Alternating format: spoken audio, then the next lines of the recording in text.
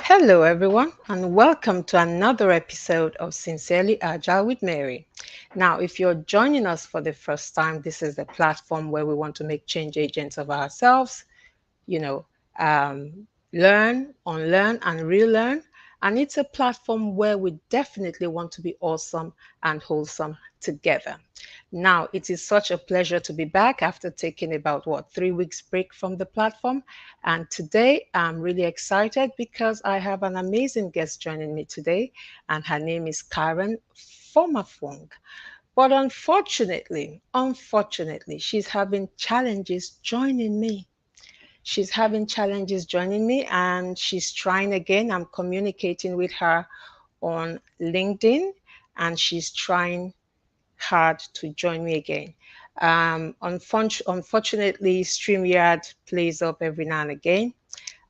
We share the same link, and sometimes it's asking for a whole set of different questions. So I'm just hoping that she joins me today because this promises to be quite interesting because Karen is a woman and an agilist who is doing so much for the community, and this promises to be, an interesting conversation. And I can see that some people are joining me already, but just bear with me. I'm communicating with her and I'm hoping that she is able to overcome those challenges. So just bear with me, please.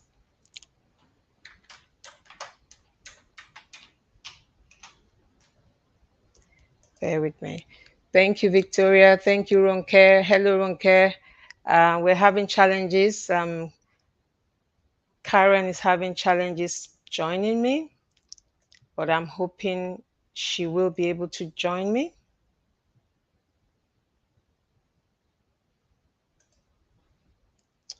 Not yet. However, nice to have you here. Nice to have you here, Ronke. Nice to have you here, Tracy Martins. Nice to have you here. Um, yeah, thank you, Weasel. Thank you for being here. Thank you so much. My guest is having some challenges using StreamYard, and I'm just hoping she's able to join me. It is great to be back. It is great to be back. I have been away for about 4 weeks, a much needed break, and it was also my birthday, so I took some time out all the way in Cancun, Mexico.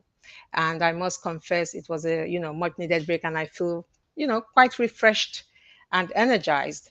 And it is great to be back. And I just hope this will be a great first show coming back once Karen joins us just after the challenges she's having.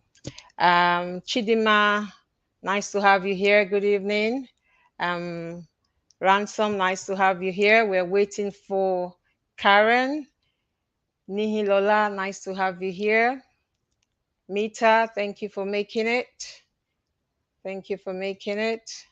I missed you too. I had a lot of fun. I had a lot of fun. Trust me, I did. And I had my two sisters join me, my sister from Nigeria and another sister from Canada. And we had a swell time. We literally reconnected with the child in us. And it was a week long of celebrations. Um, okay, Karen is communicating with me. Okay, the problem here is that she has her own account, and I think there's usually a conflict if you have your own StreamYard account. So let me just tell her to log out of her own account.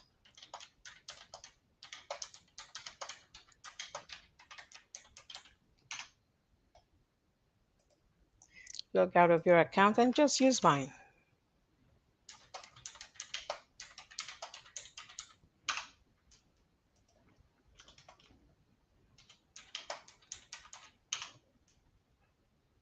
Okay, I've given her that message and hopefully that works. Lavita, nice to have you here. Thank you, everybody. Everybody's here to listen to Karen, so I really hope she can join me. I really, really hope she can join me. Anyhow, while we're waiting for her to join us, today we're looking at succeeding as a Scrum Master. Succeeding as a Scrum Master. Now, Karen, as we all know, is a woman who is doing amazing stuff in the community. She has a YouTube channel of about 13,000 followers, subscribers, and she has videos that have views of over 140,000. And that is because this is a woman and an agilist who is essentially engaging with her audience because of the experience she's had from the trenches. She's not just talking from a textbook perspective, she's actually engaging based on real life experiences with her clients and bringing that knowledge to her audience. So she's just she's logging out and trying to try again. So we'll see what happens there. Back to, yeah, Ronke. Thank you, thank you, thank you, thank you. Yes, I'm definitely refreshed, I tell you. Okay, so this is what Karen is saying. She's logged out of her account.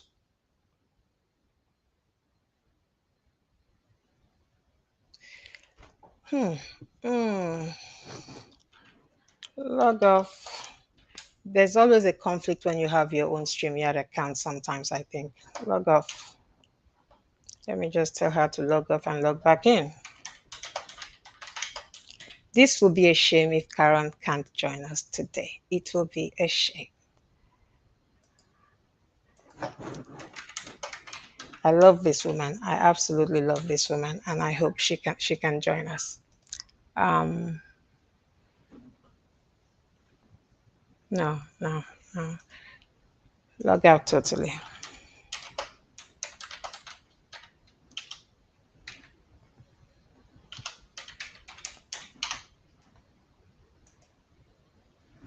Okay.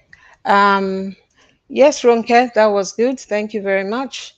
Happy belated. Thank you so much. Every year we're getting older, older and wiser.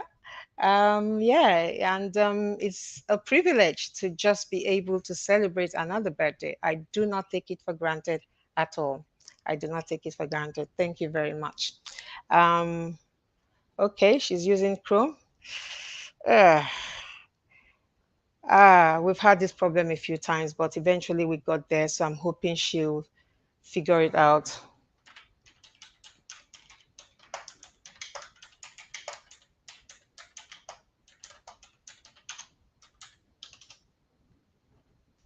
Hopefully she will. Otherwise, we'll just crack on our own.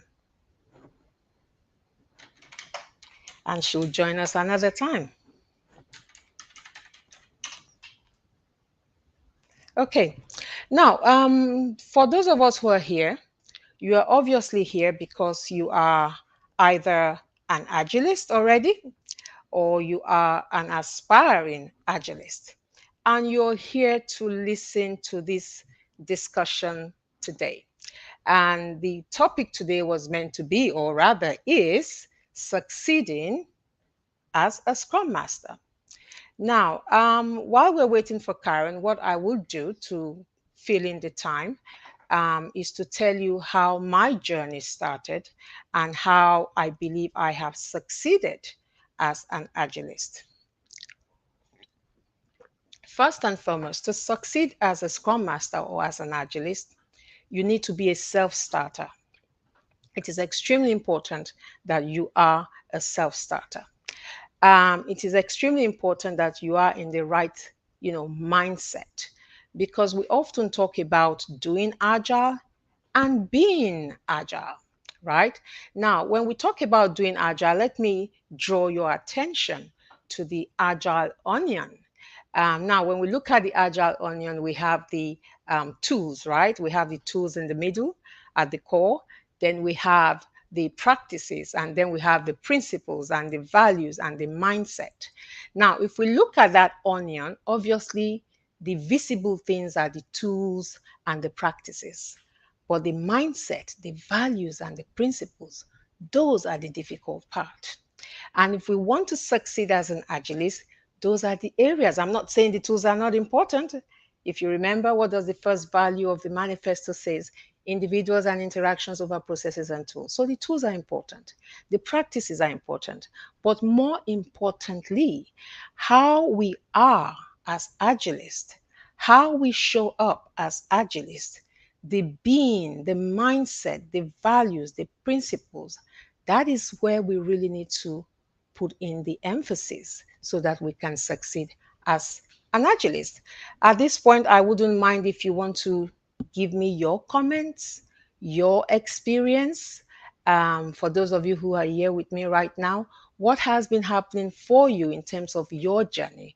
What can you share with us with regards to how you are succeeding as an agilist? Hello, Amit. Hello, nice to have you here. Um, can she use a different device to log on to your account, move off a laptop to mobile or vice versa? Oh, she's here. She's here. She's here. She's here. Where? Hello. Hello, Karen. Hi, Mary. Hello, I Karen. I finally was got holding the in. space. I was just holding the space while you joined me. I'm glad you. Nice, nice, nice, nice, nice to have you here. How are you? I'm great. Thank you. And how about you? I'm very well, thank you. You know, this StreamYard thing happens, it has happened a few times now where when my guests have a StreamYard account, it's like it's not identifying the fact that Yeah. you're trying to join somebody else's StreamYard Okay. account. Okay. But it is okay. I These didn't things even have happen. one at all. So it's my first That time is not using the strange. platform. Yeah, I never had one. So Oh, that I'm is glad really I'm here strange. now. You're here now, and that is all that matters. Yeah. Beautiful, Karen, amazing woman, brain and beauty, I call her. It is nice to have you here. I was holding the space and I was already chatting with our audience Okay. while you were trying to get in. So nice to Thanks have for you here. doing that. Just to quickly run through, there are a lot of people here to listen to you. We have Ronke, we have Visa. I hope I'm pronouncing that right. So many people here to listen to you because obviously you have a lot of value, I'm very value excited to be here. to add. So great to have you here. So she's here, folks. She's here. And this is Karen Fomafung, an agile coach and content creator. Now, this woman, like I said before, has about 13,000 subscribers on YouTube, over 140,000 views on her videos because she knows what she is talking about. And on this platform, as you know, those of you who are my regulars, if I can put it that way, this is a platform where we want to celebrate ourselves, where we want to be awesome and wholesome together, where we want to showcase what we are doing in that space. And it is a space that I'm inviting all of us to cherish and hold together for the community. This is a community platform, and I'm just honored to have Karen Fomafung here. So back to the topic, succeeding as a Scrum Master. But before I continue, now that you're here, let me tell our audience a little bit about you. I've got your bio right here in front of me. Go ahead. With 11 years' experience as a trainer, coach, mentor, and content creator, Karen is also the co founder of Being Agile Consulting. She has a background in technology, insurance, and banking, and an MSc in Agile product development. She has also bagged several Agile certifications. She's a passionate agilist, diligently and consistently serving the community. Her channel has a subscriber base of 13,000 people and views of over 140,000 on some of her YouTube videos. This is no surprise as Karen is not a textbook agilist, but one from the trenches passing on practical knowledge to her audience.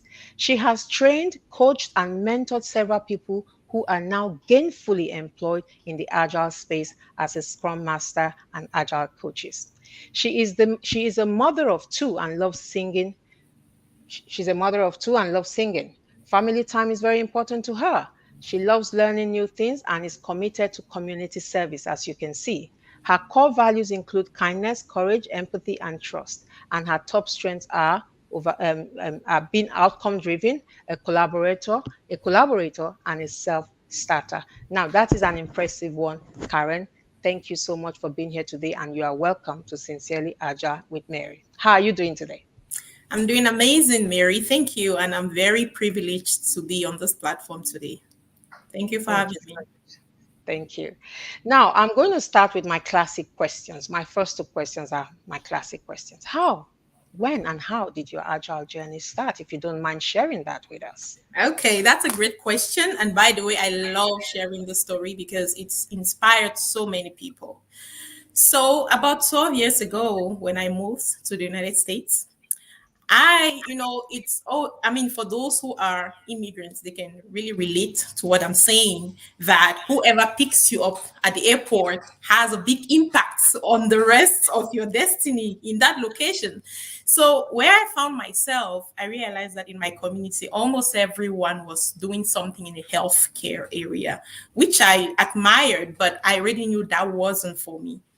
And there is a reason why I'm so emotional, and just seeing people struggle, i I end up traumatizing them because I would cry even more than them. However, getting started, I started off as a nursing assistant, and I found myself working in a trauma unit where you would see all sort of gunshots and all sort of things. And I would end up crying, coming home traumatized.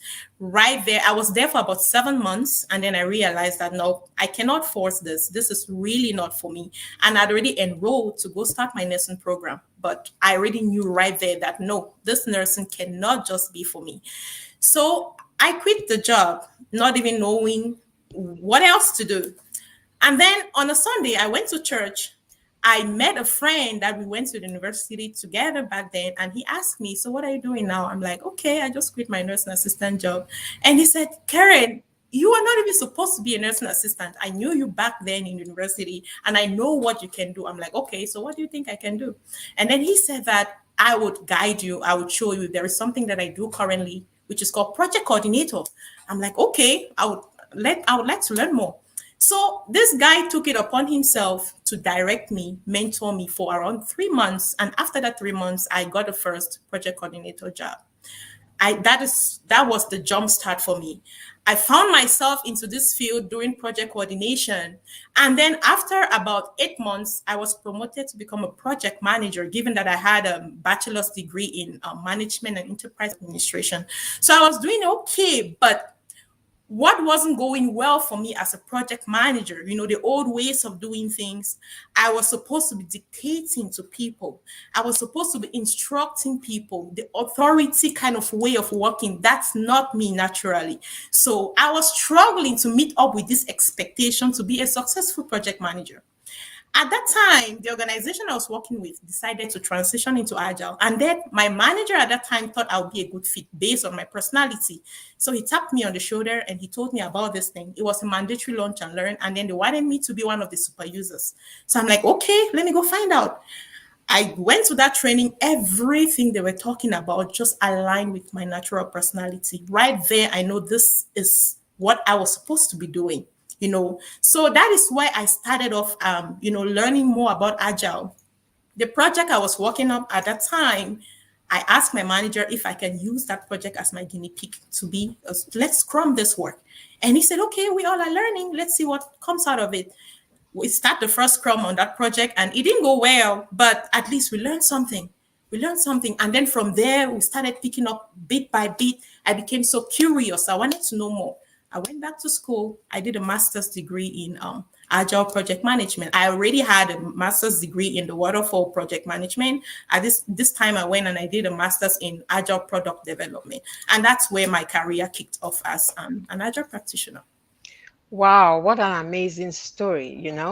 But one thing you have already picked on there is the fact that you took a decisive decision of what aligned with you, okay? That is a degree of self-awareness in action right there. And this is one of the messages we're giving, we're pushing out there today. Deep self-awareness of who you are, what you're capable of doing, what you love doing. Sure. I mean, you look at this woman. I'm sure if you wake her up at 3 a.m. in the morning to come and teach somebody Scrum, she would jump up and do it. The same goes for me because this is what we love to do.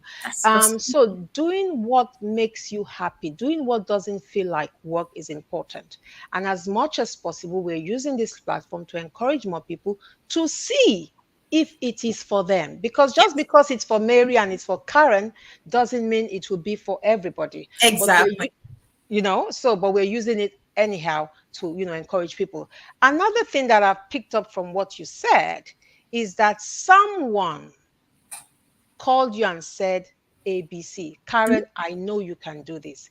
Again, that is another thing we're trying to do on this platform and within the Agile community. It's about bringing in more diversity. It is about collaboration, not competition. Mm-hmm. And one of the things I say here is we want to be awesome and wholesome together. Okay, awesome and wholesome together. So thank you for that amazing story. And I Yo, hope that story has inspired someone here today.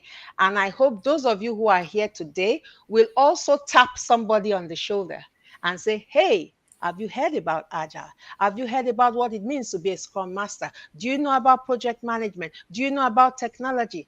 That is the ask. And that is the call to action. Thank you very much, Karen. My next question.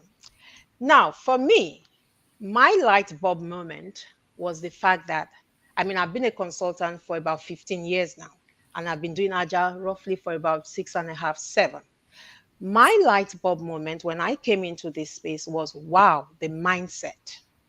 The mindset. That was my light bulb moment. And I'm already thinking, what can this do for my country, Nigeria? What can this do for Africa? Because already leadership has failed us.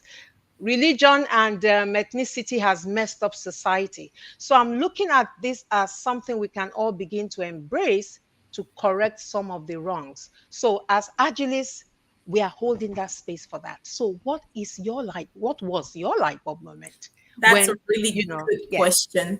So you remember that I said while I was a project manager, my struggle was the way of the style, leadership style, which really entails you being able to authorize people to do things, instructing people, delegating tasks. That was me naturally. I'm not that kind of a person.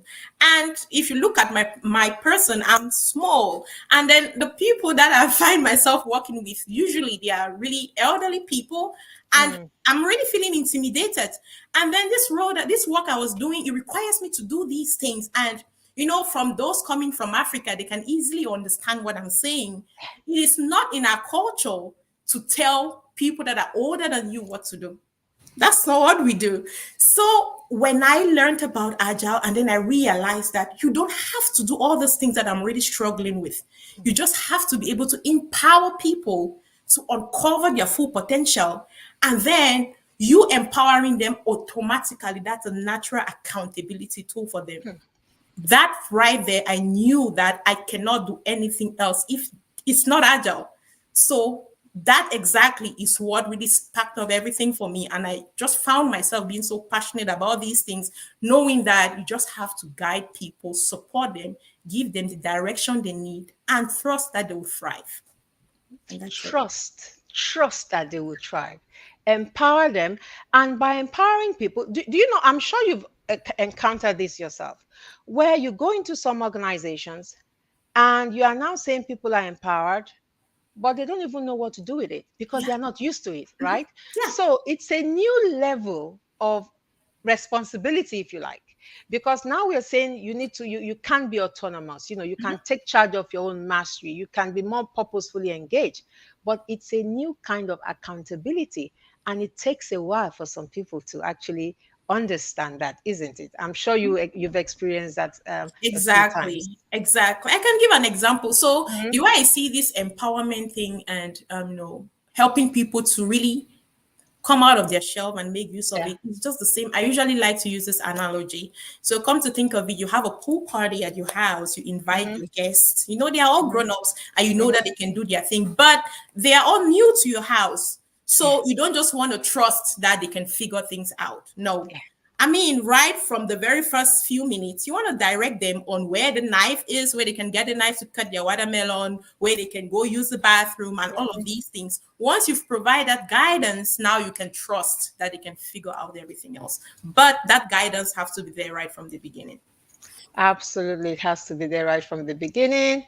And I like to carry our audience along. Please, if you have any questions for Karen, this is an opportunity to post it here, please. Marley Benjamin says, "What a great combination, Mary and Karen." And somehow we seem to have chosen the same colors too. Mustard. I Mustard. Yeah, that's nice. Okay, so back to my questions for you, Karen.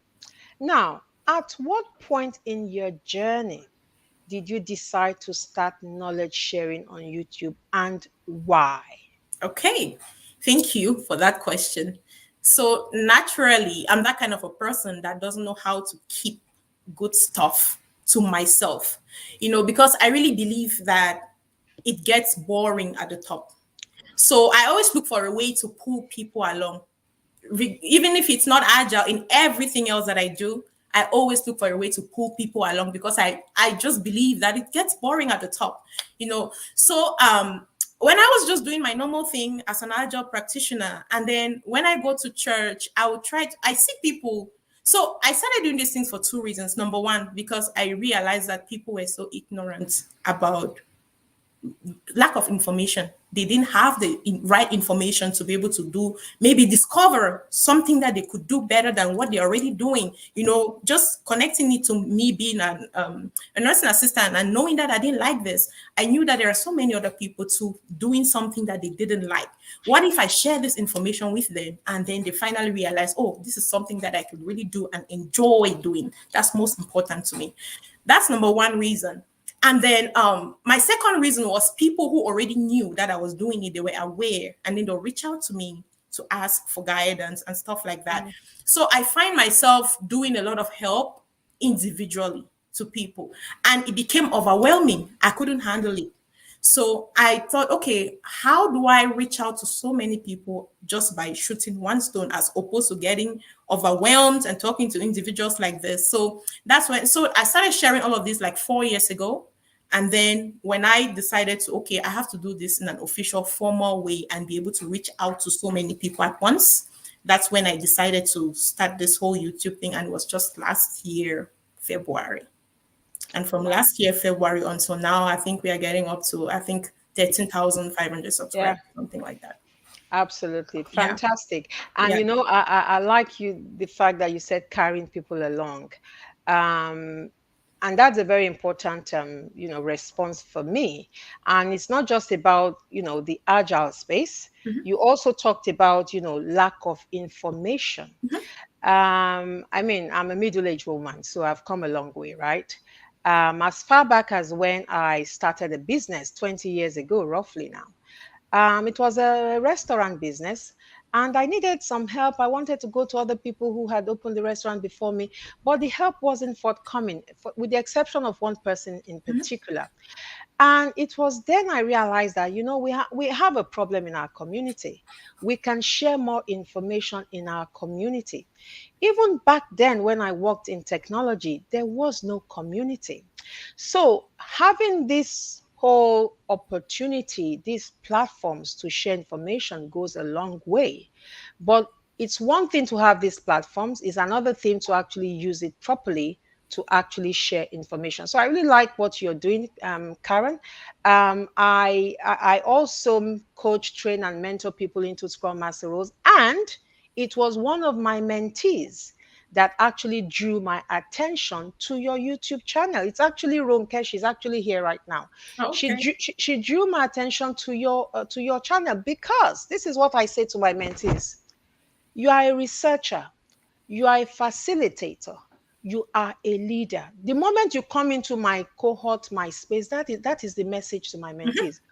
Go out there and look at other videos. Don't listen to Mary Lanyon alone. Yeah. Don't listen to me alone. Go out there, do your research, and come and challenge me. That is what I say. Come True. to me, let's have a dialogue. Let's have a constructive dialogue about whatever conflict, because you and I know agile is not a methodology, right? It is Mm. very contextual. Yeah. So, because it is contextual, someone might be saying something different about velocity, another person is saying something totally different about velocity. So, that was how I got to know about your channel. And ever since, I have recommended your channel to all my mentees you Oh, know. that's great to know. Oh, I recommend Given your that I'm content. meeting you for the first time, though, but that's really good to know. Well, you don't have to know me for me to recommend your content. Your Yeah, content is rich. And those who know me know that I don't like to reinvent the wheel. If it is out there, I'm using it. yeah, And you're true. putting out great We all do content that, out though. there. We all Yeah, do that. yeah, yeah. Yeah. I mean, I mean, it's that's a, part of Agile, the 10th principle, and that's my one of my best principles. Simplicity. exactly The act simplicity. of maximizing the work not done is The work essential. not done. It is Definitely. essential. Yeah. Pareto principle. Keep it Yeah. simple. Hmm. Don't reinvent the wheel. And that is Exactly. why I believe that we should all be working Yeah. together Hmm. collaboratively. Yeah. Well done, Karen. Well done, Karen. We have some more comments. Let's see if we have questions. Thank you for your YouTube channel, Karen. You are helping me Welcome. understand Agile Scrum. Exactly. Fantastic. What a mindset of sharing. Absolutely. We need to share. We can't afford to be selfish. Yeah. And bringing more people into this space doesn't minimize you or No, reduce what, if not at all. anything, you get much more. Remember, And it gets boring at the top. So if it you gets find boring and it people, gets lonely too. It yeah, gets lonely. exactly.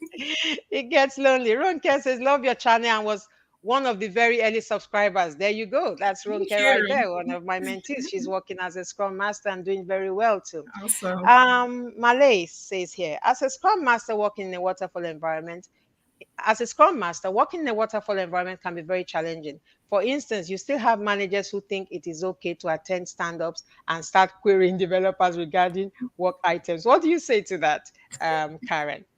Yeah, so that's a really good question. First of all, I always tell my mentees, if you want to thrive as a Scrum Master, you need to learn patience. And when I talk about patience, it's not ordinary patience. I call it great patience. Sometimes you can join an organization and they think that they're agile. And then you start working with them, you realize that no, they're just thinking they are, but they're really not. One of the characteristics of Scrum even says that Scrum is lightweight. Scrum is easy to understand. Anybody can read that thing and understand it. Yeah.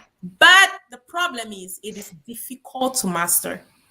And where the difficulty of mastery comes in is because since you've read it, you've understood, you think you've understood it, but you're not taking deliberate, intentional steps to apply what you've understood to practice. You're not getting the result.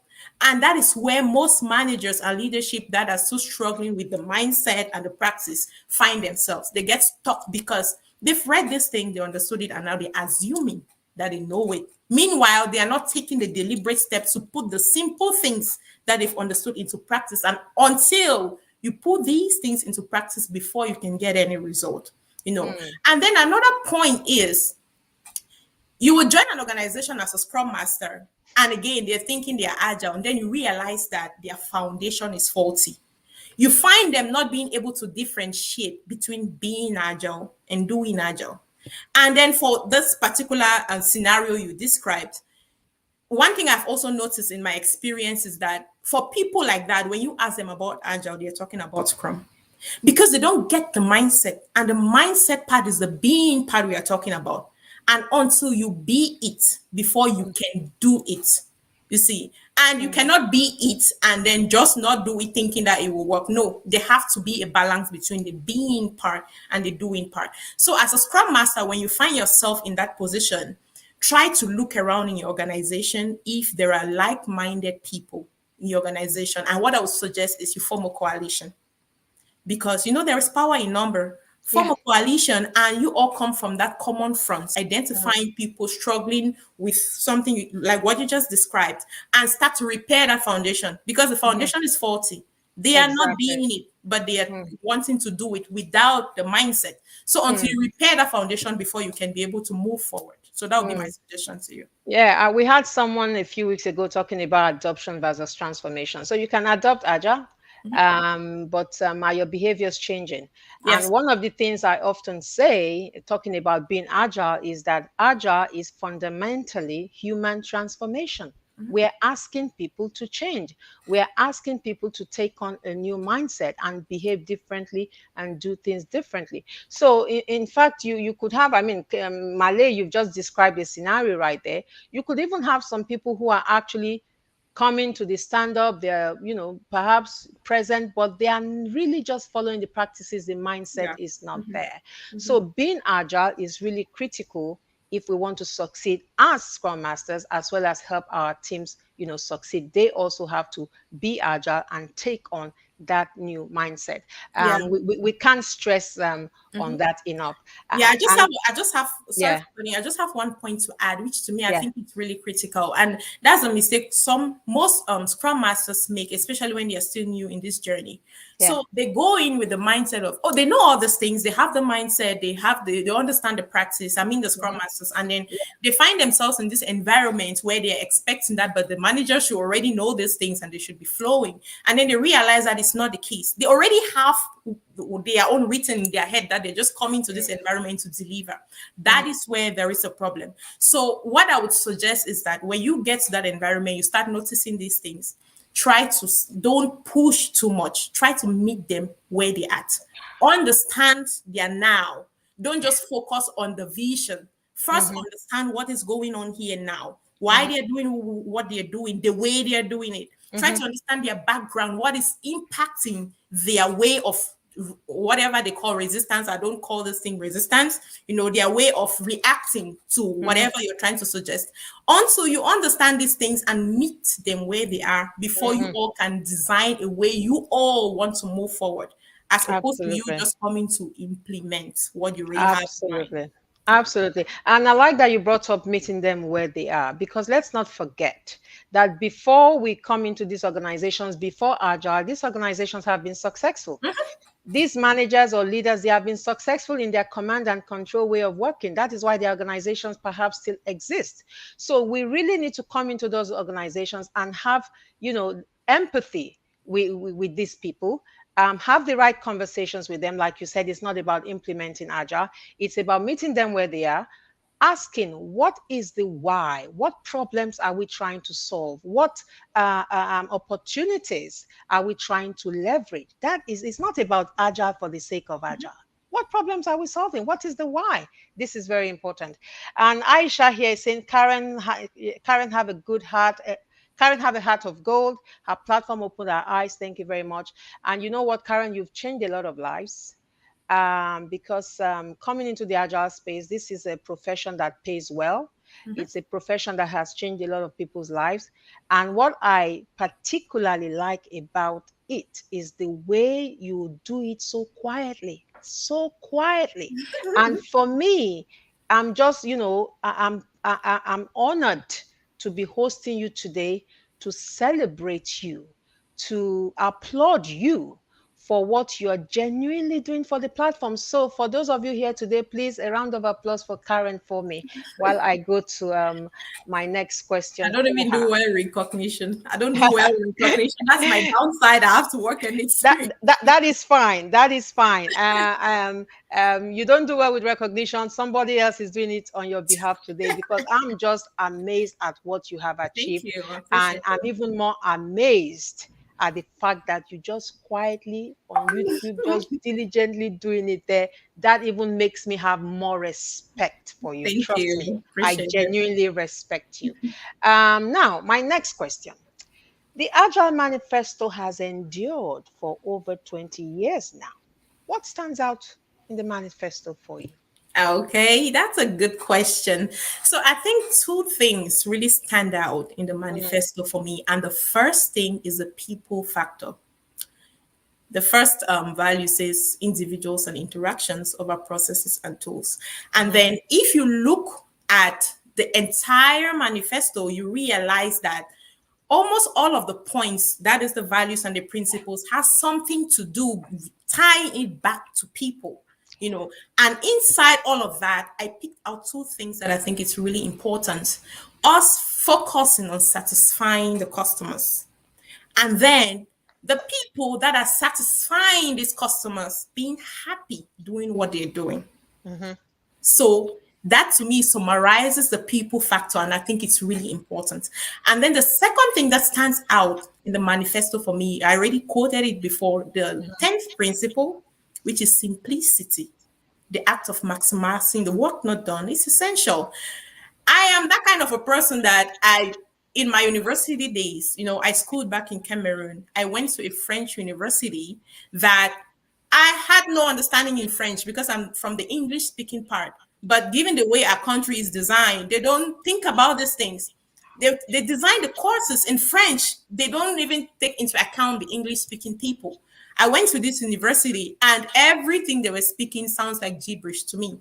So I had to figure out a way to still be successful through my school. So I was learning the language before learning whatever they're saying, before trying to understand the new location. So to me, I thought that was so complex. So tying this back to that 10th principle, I didn't really see the need why they should make these things so complex. That is quoting my university days experience. So I just want to keep it simple, bring it to a point or language, break it down to a language that even any layman or any baby should be able to understand. Look for a way to not reinvent the wheel, just like we've already talked about earlier. So the 10th principle, again, simplicity and the people factor are the two things that really, really stand out for me. Simplicity, very, very important, because there's no point, creating complexity, because already when we talk about a team, when we talk about organizations, we are already dealing with a complex adaptive system. Let's not forget that. So let's not add to the complexity that we already have. So that is so important. Now, you talked about the customer, people. Now, everything we are doing, we must put people first, whether we're talking about customers, whether we are talking about employees. I mean, today we talk a lot about employee engagement. One of the, goals of agility is that we have an engaged workforce, right? We're talking about autonomy, we're talking about mastery, we're talking about purpose. So people is so key. Now, for me, all of that is just as important. And the other thing that I look at when I see look at the Agile Manifesto today is how it has endured for 20 years. Yeah. Why? Because they were giving us principles. Yeah. It has endured because they gave us values and principles. Yeah. So for us to also endure as agilists, we must hold that space when it comes to values and principles. That is the only way we can thrive as agilists. That is the only way organizations can push forward and be competitive in their industry. It's about the values, principles, and the mindset.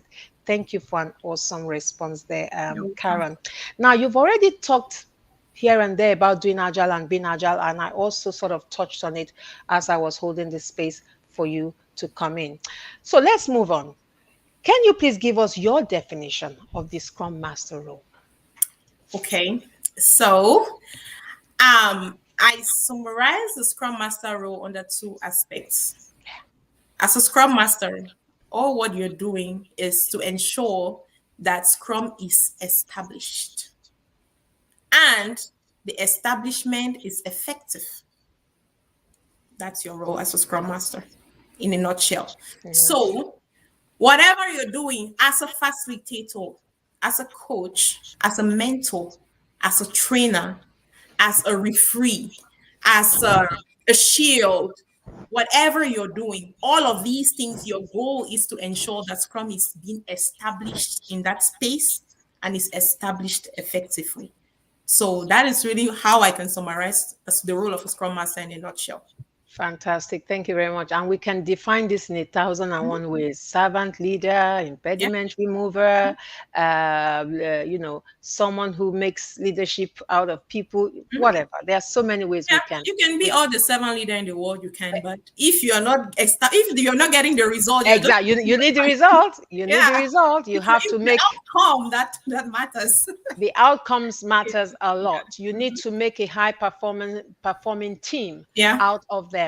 And this is, I like what you just said, Karen, because this is one of the things I say when I go into organizations.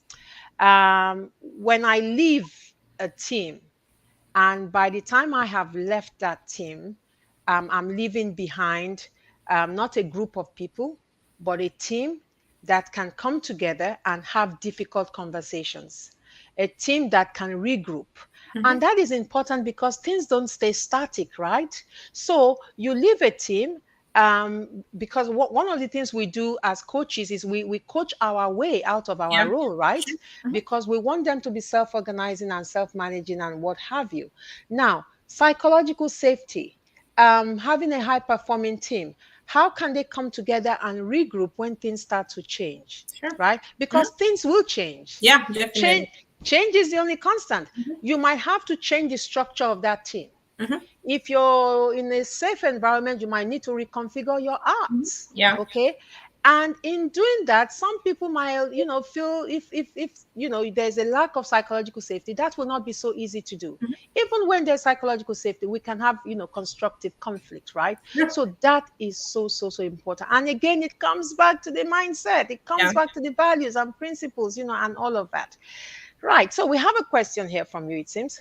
How do you go about having a team of developers take ownership of tasks without having to assign to them, without Mhm. having to assign it to them, essentially, given that assigning defeats the purpose of self organizing and autonomy? What do you say to that, Karen?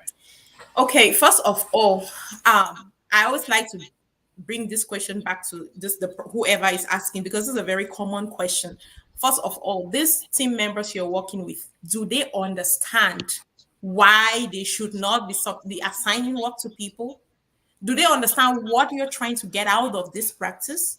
Because if they don't get it, they will not see any reason why they should not do it. So, as a Scrum Master, my suggestion to the people that I help is be comfortable with explaining things to people. Get comfortable with that.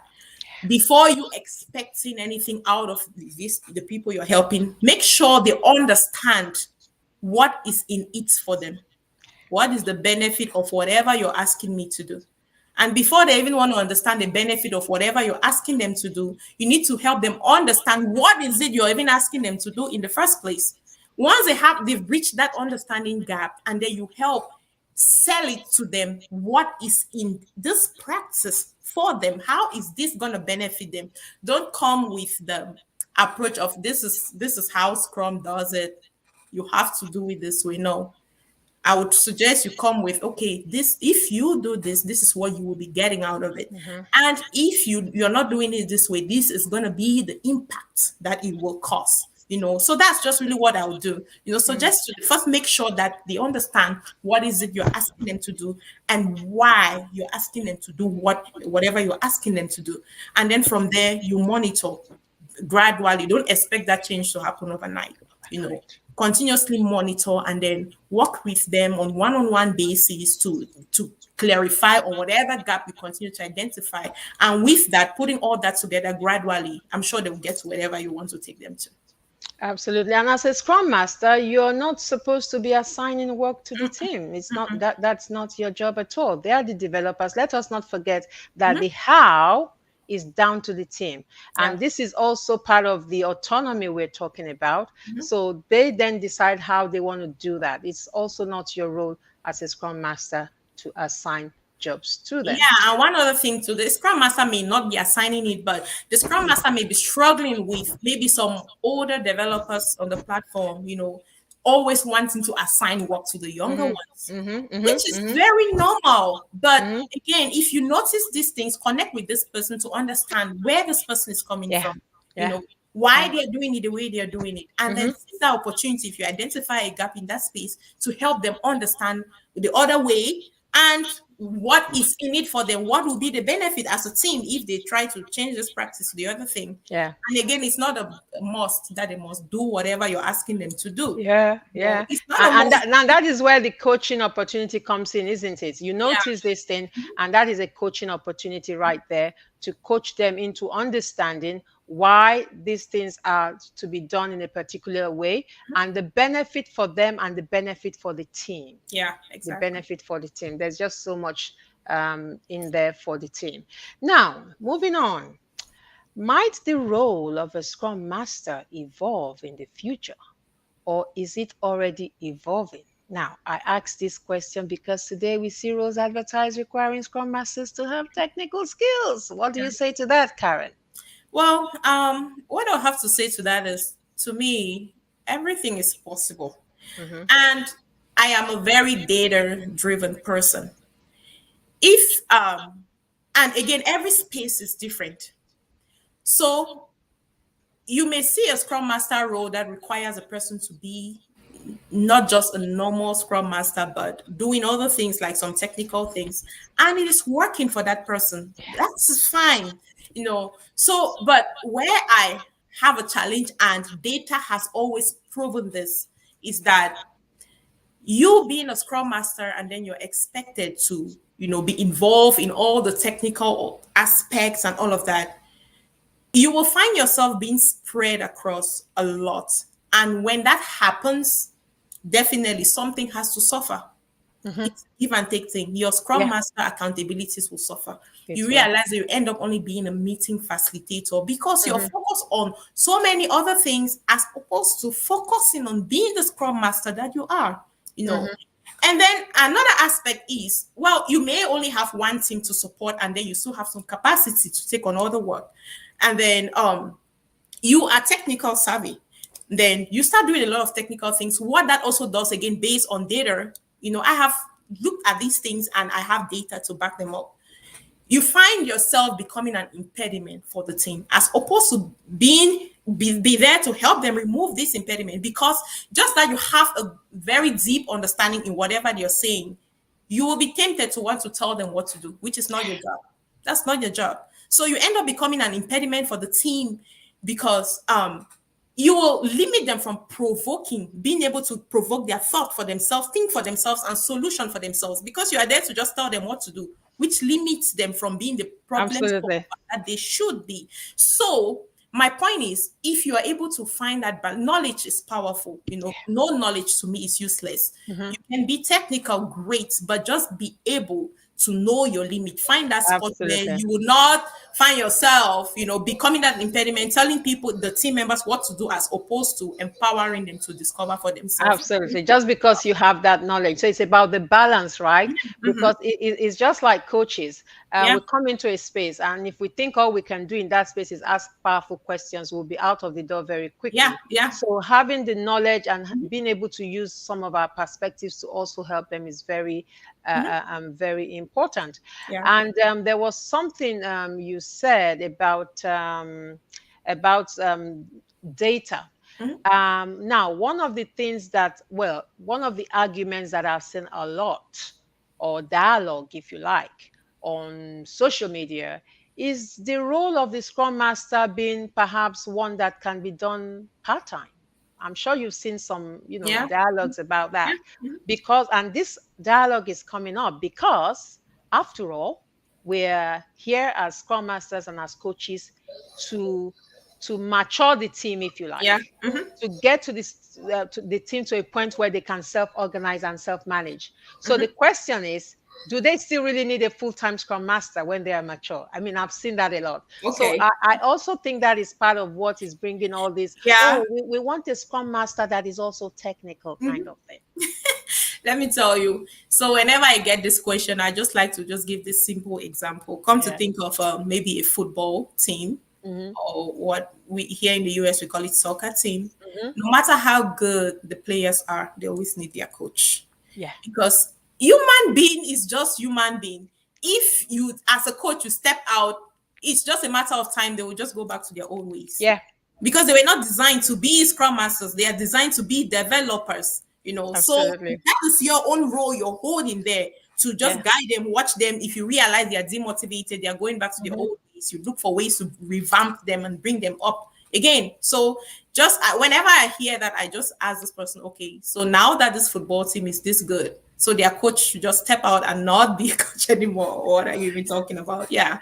Absolutely. And that's a good analogy that I also like to use from time to time. We need coaches. And let us not forget, if we remember the Tuckman model about team Mhm. formation, Yeah.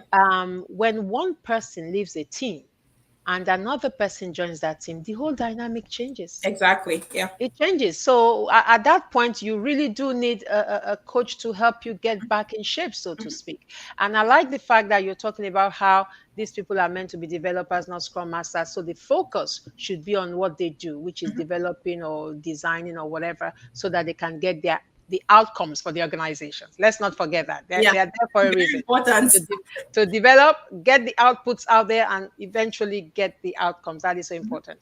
Now, we have a question from Malay again. How do you get developers to desist from hogging tickets or user stories? So what do you mean by hogging? I mean, I can assume anything, but I would like to understand what's the meaning of hogging. Malay, come back to that and expand on that question for Karen. Let me see what else we have here from our audience. Kenechuku, I feel that is also the reason for sprint planning and allowing everyone brainstorm and share ideas. When they are able to understand the user story and create the backlog, they should know their task and follow. Okay, understand the mission and vision is very important. Absolutely. I mean, we have all this sprint planning, but we are not necessarily assigning tasks even during those sprint planning. And because they are part of that planning process, they've had their input. But more importantly, when they come to that second part of the sprint planning, then they can already start picking things. Oh, I can do that. I can do that. I can do that. They are able to self-organize, based on what they all are capable of doing. Yemi Odubote here says, thank you. A serious impediment, a serious anti-pattern. Absolutely. That can happen. And I think is making reference to what we said earlier. Have a balance. Don't be an impediment to your team members. Absolutely, Chinyeri. And nice to have you here too. Hello, Coach Karen. These are some of the people you have coached, like I Yeah. said. Yeah. A few of them here today. Karen speaking my mind. That's one of my mentees right there. Absolutely true. Attending to the technical side of the planned activities do result in an anti-pattern. Yeah. Absolutely. Responding to what you said earlier. Should a Scrum Master be managing the product and sprint backlogs? Lastly, is it the role of a Scrum Master to lead sprint planning sessions? Well, so to the first part of this question, should a Scrum Master be managing the product and the sprint backlog? First of all, as a team, whatever task that is supposed to be done for you to reach your destination or the goal, it's supposed to be the concern of everybody in that team, as long as you call yourself a team. However, the individual accountabilities have been designed again for people to design different people to be accountable to the outcome of that specific task. But at the end of the sprint, nobody is checking if the product backlog was healthy. I mean, the client is not checking whether the backlog was healthy or wasn't healthy. The client is only really interested in their outcome or the increment, So as a Scrum Master, from the managing product backlog standpoint, if you realize that your PO needs help in that area, why not? Remember, you are also accountable to the PO. So if your PO is struggling with managing the backlog and you have some great tools and techniques that will help the PO bring the PO up to speed, why not? Go meet the PO, set some goals with the PO, work with the PO to bring the PO to that space. And then from the sprint backlog point of view, it is really not something you should be doing as a Scrum Master. But again, as you are part of the team, it is your business. If it's not going right, if the sprint backlog is not moving right as it should be moving, you identify some gaps. Go connect with your team members, talk with them, find out what's going on, and ask if there is any way you can help them. But to think that, okay, the team will say, Mary, for example, you are the Scrum Master, you're supposed to be monitoring everything we are doing and updating our board, updating our tickets and all of that. No, that's not something you should be doing because you're not helping them by doing that. But at the same time, you just want to continue to monitor. And if they need help for whatever thing they need help with, connect with them, talk with them, and find out how you can help them, bring them up to speed. And then on the second part of the question, just like they expect a Scrum Master to have, that's another question. No, this is another question entirely. Okay. And this is definitely an anti-pattern also. Yeah.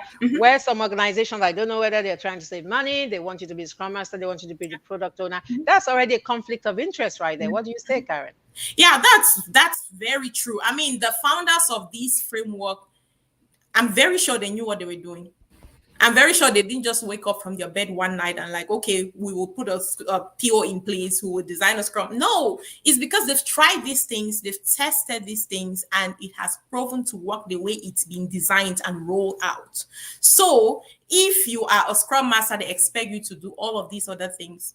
Yeah, you can still have the capability, but what I would do if I'm in that position, I'm communicating with them to let them know that something has to suffer. so that if it's happening, the blame shouldn't come on me, And yeah, so that's really what I can say. It shouldn't be ideal, but Mm, if I have the capability to do it, why not? But I'm letting them know, I'm having this open conversation with them. Something has to suffer. Either the product manager role will be suffering or the scrum master role will be suffering. absolutely, absolutely. And very quickly, which area did you struggle with in the early part of your journey? Okay, so in the early part of my journey, still coming from that project manager background where I have been training myself on instructing people how to do things, when I got into this space, I was struggling with getting back to my real personality, to empowering people. I knew that being able to empower them, they will be good, but I just didn't know how to go about that. And the one thing that I also really struggled with is I would join an organization and then I'm assuming that these people are bringing a scrum master. They should already know what they're doing. Leadership should know what they're doing. And then I realize that it's not the case. Leadership is even more ignorant than even the team members. And then I get frustrated instead of really having a conversation with them, explaining things to them. I get frustrated. I'll just give a simple example. So I found myself in a position where I had conflicts with the product manager. I realized that the product manager too was one of that kind of product managers that he has read this thing, he thought he understood it, but he wasn't doing them. So anything I say, he would shun me. Instead of me connecting to this person, talking with this person, I would go straight to my manager and, talk about it. My manager would be like, "Did you talk to him?" Okay. I'm like, okay. So I did that 2 times. I went to my manager again for another concern with my product manager. He asked me the same question. Did you talk to him? I'm like, okay, no, I didn't. He's like, okay, go talk with him. So I went and talked with him and everything just went away. So the moral of this story is be comfortable with having conversations with the person you're struggling with, you know. Absolutely. So I really learned that conversation can do a whole lot of magic. Mm-hmm. So when Mm-hmm. I learned that, it just fixes everything for me. Absolutely. It's about having the right conversation. Yeah. And it doesn't even matter if these are difficult conversations, we can't avoid them. What we do is create the right atmosphere, have the right approach, and, have that conversation from an From putting an empathy empathetic from an standpoint. empathetic standpoint, Mhm. because like we said, meet people where they are. Mhm. Always meet people where they are. Yeah. Remember that sometimes these are people who have been doing this job for 10, 15, 20 years. Mhm. Okay. True. So it takes time to change. And as a scrum master, as an agilist, we have to be patient. We Very have to be patient. very, very patient. Now, Malay has responded to what you asked. She has expanded on it. She said, hugging, assigning user stories to themselves in the sprint backlog, knowing that they do not have capacity as at the time, whilst other developer have capacity to pick up that work item at that time during the sprint. This could be because of preference, maybe. What do you think, Karen? Yeah, well, it could be because of preference, as you said, but looking at the question, this person is speaking a lot of work knowing that they don't have the capacity. My question would be, how do you know that they don't have the capacity? Capacity. How do you know? Where did you get that information from to conclude that they know? Because um that is exactly the point I've been making here. I would hardly ever assume on my team. Mhm. Go talk with them, Go and talk with them, Malay. back to them. This particular person you're talking about, have a conversation with them, try to understand their understanding of the way you all are working, and then Mhm. from there you will identify some gaps and then you help this person close these gaps. But I wouldn't just assume.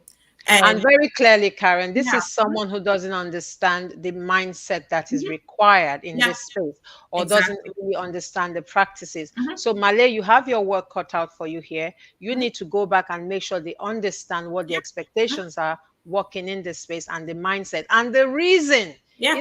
It's like teaching someone or teaching a team about daily stand-up. Mhm. What is behind the daily Yeah. stand-up? Yeah. It's not just a 15 minutes meeting for the sake of it. It could be 10 minutes, it could be 20 minutes. Mhm. What is behind it? It's not just about being mechanical Yeah. with these ceremonies. It's Yeah. about understanding the value Mhm. behind those And one ceremonies. more thing too, Yeah. based on that question, I want to assume that this team is not a team.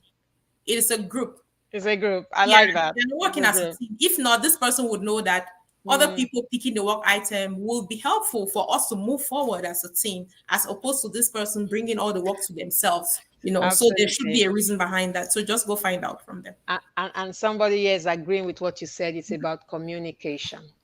Now, Karen, you are the co-founder of Being Agile Consulting, and you're doing amazing work with your consulting outfit. Tell us a little bit about that. Oh, there she is, the little one. Let's see her face properly. Pretty girl. It's okay. These things are okay these days. It's okay. She can really distract. Trust me. It's okay. I had to send my grandson away. Trust me. I called the mother, come and take your son. My show is starting very soon. Otherwise, Okay. he'll be right here in front of me, coming to kiss me or pulling my hair or, those kind of things. So Yeah, it's all I part do. of the show. They already understand how we operate. When they just start coming and like, you It's just have to okay. understand. Trust You me, it's know. okay. Do you remember what happened on Sky TV, I think a few years ago Yeah, before yeah, yeah. COVID, Yes, where I this man remember. was on live TV and the baby, the toddler came in, and you should have seen how the mother panicked. Who panics these days? Hello, pretty one, how are you? And what's her name? Her name is Mwah. Heavenly Peace. Oh, mwah, and you do look peaceful. Now, thank you for joining us. Don't worry, you're not disturbing us. Thank you for joining us. You can open the fridge and take what you like. There you go. Okay. And while you're at it, can I have an orange juice, please? Thank you so much. So tell us All about being right. agile consulting. Yeah, so I think we've just really touched here and there on being agile consulting. So what Mhm, we do is just summarized under so many different things. mm. Just give me 1 second, please. Okay, that's right. I actually love what just happened there. Family life. It's so cool. Okay, All right, thank you. I'm back. that's Yeah, cool. so being agile consulting, what we do is we help people succeed with agile. Yeah. So we help teams, we help individuals, we help organizations to Hmm. succeed with agile, That's good. regardless of the whatever they are trying to do with agile. Maybe they are Hmm. still very new in their journey. Hmm. They may still be far gone in their Hmm. journey. They may, just be looking for consulting. That's what we do. And what we Fantastic. really focus on mostly is we mentor, especially people, because you can agree with me that a lot of people have certifications in agile, Oh in yeah. Scrum master and all of that. Hmm. So but the gap is they fail to help these people understand that just having a certification doesn't make you a scrum master, At all. doesn't make you an agile coach or anything like that. No, At you still have all. a long way to go. Hmm. So that gap is what we have been breaching, and we've been doing a great Fantastic. job with that. Helping people bridge the gap between just having a certification and landing their first opportunity. So we build Absolutely. people, we mentor people, help them adopt that mindset and Hmm. walk them through whatever they need to have that first opportunity and thrive. So that's what Fantastic. Agile does in summary. Fantastic, fantastic. And it's really important that you have stressed here that it's not just about the certification. If Yeah. you have the certification, that is the first step into that space. And of course, it is important because acquire a lot of knowledge in the Yeah. process, but it is only the beginning. Now, what three top tips can you share with aspiring agilists? Okay, Very that's a quickly. good question. Hmm. So first of all, remember I said that I coach my mentees, with the importance of patience. Hmm. So to me, it's not just ordinary patience that we all talk about because helping to transform adult, it's not easy. It's not easy. So it requires great patience if you're looking to be successful in this space. And then secondly, be authentic. That's how I've been successful as an agile Yeah, practitioner. yeah, Just be authentic as much as possible. yeah. So sometimes my mentees will reach out to me, when they're thriving, and that's what really inspires me. And they're like, Karen, I want to be like you. What can I do to be like you? Direct me on the steps to take to be like you. I'm like, okay, that is great. I am inspired that I am someone you're looking up to be like. But what I can tell you is thrive to be you, to be the better version of you, Of not yourself. caring. Yeah, Because if you're thriving to be like me, you will only be a copy of me. You will exactly. never be an original. And you And do a bad job of it. You do a very bad job of it. exactly. So I find myself really thrive in my authentic nature. So I That's it. tell these people, just go. Yes, I can give you all the guidance, but I Hmm. need you to carve out your own you and be you. And then another Absolutely. important aspect is be confident in your vulnerability. Yeah. It's okay not to know everything. Nobody knows it all. Nobody knows Nobody. everything. Yes. So, but at the same time, it's, express your vulnerability. Hmm. So you don't have to feel like you're small or feel insecure just because you don't know something. So I balance that up by telling people, be confident in your vulnerability. Yeah. Confidently say, "Oh, I don't know this. Can you show me?" Mm. So that you don't feel insecure and then you make a fool out of yourself, because that's what it will end Very up being. important. And then last but not the least, be hungry for Hmm. knowledge. Keep that learning alive. These things that I do out here in this space, people will come and appreciate me, thank me, and all of that. Yes, I love all of that. But one thing they don't understand is I am doing it for myself too. That is Exactly. how I've been able to keep my learning alive. Exactly. Just going out there and sharing with people and them coming back with questions, it triggers my thought process. And then I am forced to go dig more on whatever questions have been asked. And that is how I am able to continuously learn. And Yeah. this space is evolving. If you want to It remain is. fresh in this space, It is. you have to be hungry for knowledge. You Keep have to digging. be. So Thank those you would be so the four much. things that I would emphasize on. Thank you so much. I really like that. You talked about patience, you talked about authenticity, you talked about vulnerability, and you talked about being hungry for knowledge. I mean, what I do here it keeps me sharp. Yeah, That's what I say to exactly. people. During Exactly. this pandemic, I've taken nothing less than about 7 certifications in the last 2 years. Good. It is Amazing. never ending. Amazing. It is, Amazing. and I'm talking about competency-based certifications, not just knowledge-based certifications. Exactly. It is never ending. So you have to be a self-starter. You have to be a self-directed learner Yeah. to really grow in this space because things are constantly changing. And we keep talking about bringing more diversity into this space. I've gone beyond the hour, by the way, but I hope that's okay. You That's are just fine. someone I That's don't want to okay. let go today. That's okay. We talk about bringing diversity into this space. And I have said this before on LinkedIn. Nobody's just going to come and knock your door and say, because you're a black woman, here's a job for you, or because you're a black man, here's a job for you. We want more people in this space, but you have to do the work. You have to do the work. And what I tell my mentees is, look, it's about partnership. Yeah. Okay. I will do my bit, but you have a lot to do to get you out there and start working as an agilist. Preach, preach. You're Yes. preaching to the choir right now. Yes. Yeah. It is a I usually partnership. tell people that I cannot want it more than you do. No, I I can't cannot. want it more than Yeah. you. And No. then I tell them, you're coming to this program. What I need you to understand first is you have to Yeah. be ready Yeah. to commit, Yeah. to be consistent, Yeah. and to follow simple direction, because I don't have a job in the shelf At waiting to all. pick and give to you. No, At I will all. do my own part, but you have to cover your own part. That's just the way it Absolutely. works. It Yeah. is a partnership, and I say that all the time. And please, this is her website. Connect with Karen on LinkedIn.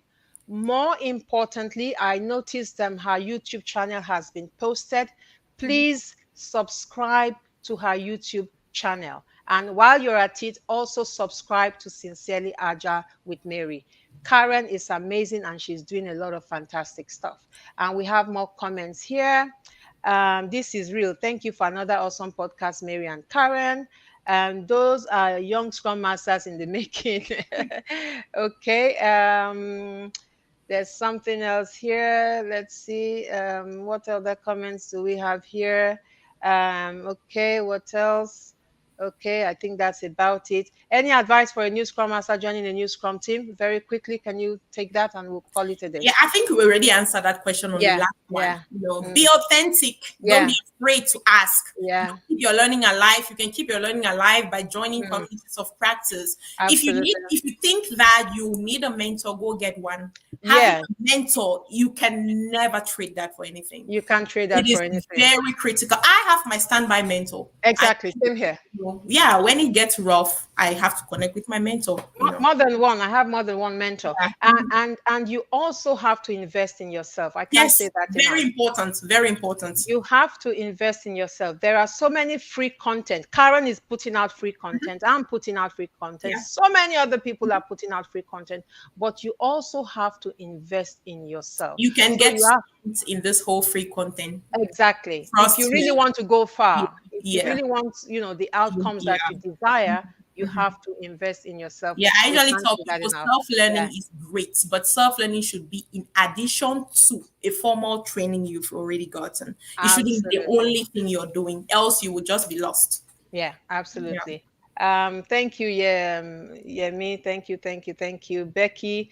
And just as you said, practice makes perfect, not certification. Some volunteer and were asked to pay, but they can't even afford it. So how can they gain this learning opportunity? Now, there's a bit of a gap there, and that is why for me, my training and mentoring is very pragmatic because knowing fully well that there's a gap in terms of how people can volunteer. So what do you do, Karen? How do you help people here?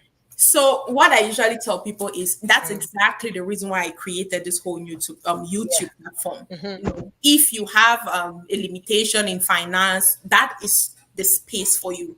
Go there and consume all you want and plan for it whenever you're ready. Because the space is always open. Our mentorship program runs every month.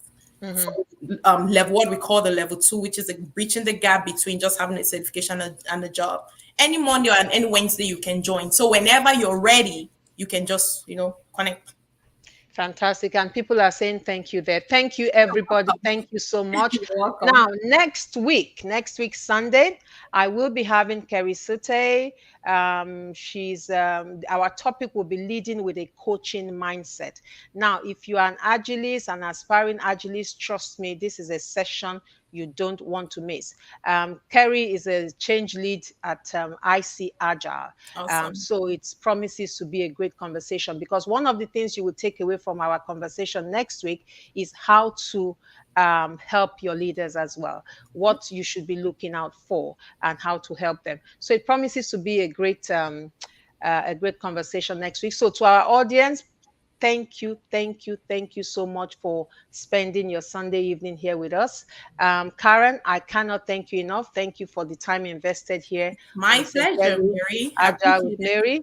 And my regards to your amazing family that we had a slight glimpse of there. Yeah. Thank you so much. And I'm just going to leave, log out with the flyer for Kerry. So I look forward to seeing you next week, same time, same place. And everybody, take care and bye Awesome. bye. Thank you. Bye bye. Bye.